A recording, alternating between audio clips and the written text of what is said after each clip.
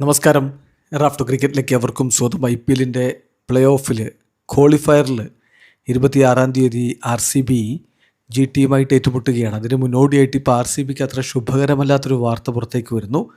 അവരുടെ English super താരം Jacob ബത്തൽ പരിക്കേറ്റ് ടൂർണമെൻറ്റിൽ നിന്ന് റൂൾഡ് ഔട്ട് ആയിരിക്കുന്നു.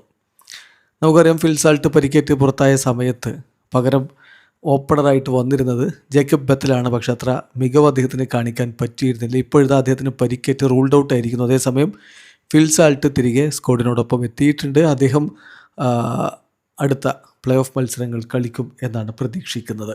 എന്തായാലും റോയൽ ചലഞ്ചേഴ്സ് ബംഗളൂരു ഒഫീഷ്യലി ഈ ജേക്കബ് ബത്തലിൻ്റെ കാര്യം അനൗൺസ് ചെയ്യുന്നു. അതിലവർ പറയുന്നത് Jacob Bethell sustained an injury to his left ring finger during our game against PBKസിനെതിരെയുള്ള കളിക്കിടയിൽ അദ്ദേഹത്തിൻ്റെ ഇടത് മോതിര വിരലിന് പരിക്കേറ്റിട്ടുണ്ടായിരുന്നു. അദ്ദേഹം ഇംഗ്ലണ്ടിലേക്ക് മടങ്ങുകയാണ്. അവരുടെ ടെസ്റ്റ് സീരീസ് ആരംഭിക്കാൻ പോകുന്നു. അപ്പോൾ അതിന് മുന്നോടിയായിട്ട് കാര്യങ്ങൾ അസസ് ചെയ്യുന്നതിന് വേണ്ടിയിട്ട് അദ്ദേഹം തിരികെ ഇംഗ്ലണ്ടിലേക്ക് പോവുകയാണ്.